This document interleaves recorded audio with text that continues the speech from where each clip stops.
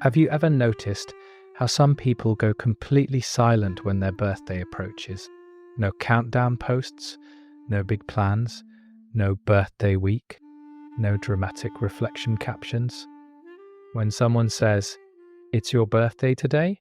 they shrug and say, "Yeah, it's just another day." And they mean it. They don't hate birthdays. They don't necessarily resent them. They just don't elevate them. But here's the question most people never ask. What does it say about someone when they treat their birthday like a normal day? Because in a culture where birthdays are branded, celebrated, posted, and performed, choosing not to amplify it is psychological. Let's go deeper. Birthdays are symbolic events. They are social rituals. They're designed to spotlight the individual. You matter. Today is about you. You are the center. For some people, that spotlight feels warm. For others, it feels uncomfortable.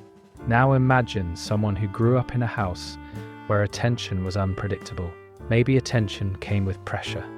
Maybe attention came with expectations. Maybe attention came with evaluation. If attention once felt conditional or loaded, being the center of it can feel unsafe. So adulthood becomes quieter. You downplay your birthday. You avoid making it a thing. You reduce visibility, not because you don't matter, but because being highlighted triggers something subtle in your nervous system. Now let's explore another layer. Some people who treat their birthday like a normal day don't want performance. They don't want forced celebration. They don't want social obligation. Birthdays often come with expectation. People expect gratitude.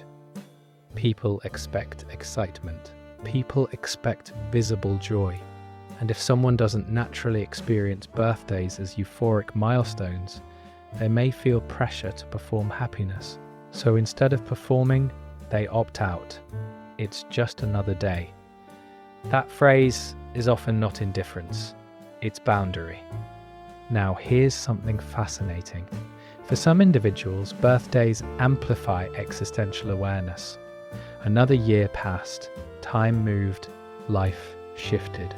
When you're younger, birthdays feel expansive. When you're older, they can feel reflective. And for people who are introspective by nature, birthdays are not parties. They're internal audits. They think, am I where I thought I'd be? Did I grow? Did I waste time? What changed? And that reflection can feel heavy. So instead of external celebration, they internalize the day. Quiet processing, private evaluation, no spectacle. Now let's talk about attachment patterns. People with avoidant attachment styles often minimize emotional rituals, not because they lack emotion, but because heightened emotional days feel overwhelming. Birthdays intensify connection. Messages pour in. People check in. There's focus. For someone who is uncomfortable with emotional intensity, flattening the day keeps things regulated. It stays manageable. No vulnerability required. On the other hand, some people treat birthdays normally because they don't tie identity to milestones. They see life as continuous, not segmented. They don't need a specific date to feel special. They prefer consistency over spectacle. Now, let's consider personality traits. Research suggests that individuals high in introversion often prefer low stimulation celebrations. Large gatherings drain them. Attention exhausts them. Public recognition feels overwhelming. So a quiet birthday feels authentic, not boring, authentic. There's also something about humility. Some people genuinely don't like being the center. They find joy in shared celebration, not singular focus. They would rather attend someone else's party than host their own, because hosting means attention, and attention feels like responsibility. Now, let's explore childhood again. If birthdays growing up were inconsistent, forgotten, overshadowed, or chaotic, the adult may unconsciously devalue them. It's not important. That statement sometimes protects against disappointment. If you expect nothing, you can't be let down. There's also the opposite. If birthdays growing up were over-controlled, overly scripted or pressure-filled, adulthood becomes liberation. No more forced gatherings, no more performative gratitude. You simplify the day because simplicity feels safe. Now let's talk about social media. Birthdays online are amplified.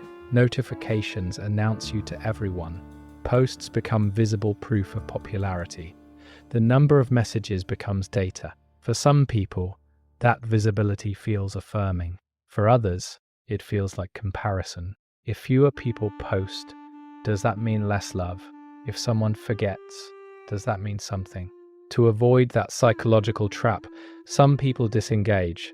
They don't announce it, they don't emphasize it. They quietly let the day pass because they value depth over display. Now here's something powerful. People who treat birthdays like normal days often derive self-worth internally. They don't need an annual confirmation of value.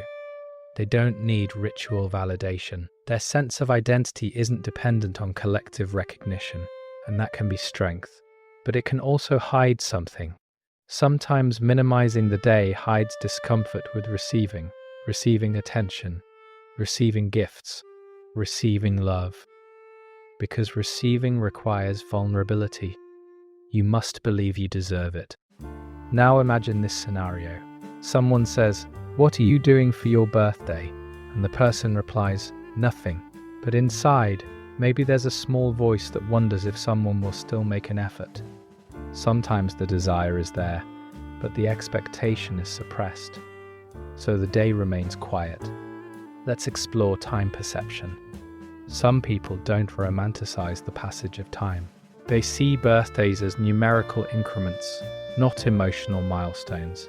Their orientation toward life is future-focused, not anniversary-focused. They value progress over commemoration. For them, the meaning of life isn't found in marking years. It's found in living days. Now let's talk about trauma briefly. For some individuals, birthdays were associated with conflict, family tension, arguments, alcohol, drama. If significant days historically carried stress, adulthood brings avoidance. It's easier to neutralize the day than risk reliving old emotional patterns. And here's something people rarely admit.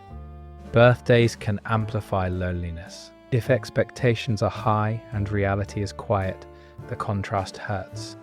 So lowering expectations protects the heart. It's just another day. That sentence can be shielded. Now imagine someone who genuinely feels content without celebration. They wake up, they go to work, they eat their favorite meal, they sleep, and they feel peaceful. That's not sadness, that's stability.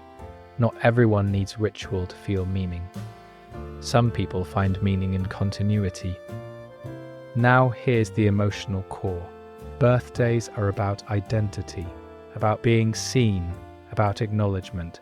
If someone doesn't crave overt acknowledgement, it might mean they've developed self-recognition internally. They validate themselves. They don't wait for applause.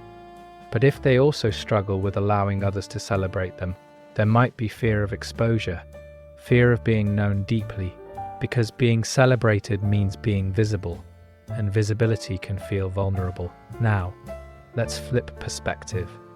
What if treating a birthday like a normal day is not indifference, but wisdom? What if it reflects understanding that meaning is not confined to dates, that self-worth doesn't spike once a year, that life is not a highlight reel? Some people celebrate quietly, they reflect, they journal, they take themselves to dinner alone, they evaluate growth privately, and that private ritual might be more powerful than public celebration. Now let's imagine the emotional climax. It's midnight. Their birthday just started. No balloons, no countdown, just quiet. They sit alone, maybe scrolling, maybe thinking. And instead of sadness, they feel calm. They think about the year behind them, the mistakes, the growth, the survival, and they whisper something simple to themselves: I made it. No audience, no applause, just acknowledgement. That moment is powerful. Because treating a birthday like a normal day doesn't always mean you don't care. Sometimes it means you care differently. If this resonates, pause for a moment. Do you minimize your birthday because you truly don't value it, or because valuing it once led to disappointment? Do you prefer quiet because it's peaceful, or because visibility feels unsafe? There's no right answer, only awareness. If you treat your birthday like a normal day, comment below. Why? Is it preference, personality, experience? I want to hear your story. And if you enjoy these deep psychological explorations into everyday behaviors and what they reveal about identity, subscribe. Because sometimes the most ordinary choices, like ignoring your own birthday, reveal the deepest parts of the human mind. Maybe the people who treat their birthday like a normal day aren't boring. Maybe they've simply learned that their worth isn't measured by candles, captions, or celebration. Maybe they understand something subtle, that life is not about one highlighted day. It's about how you live the ones in between. And for them, that's enough.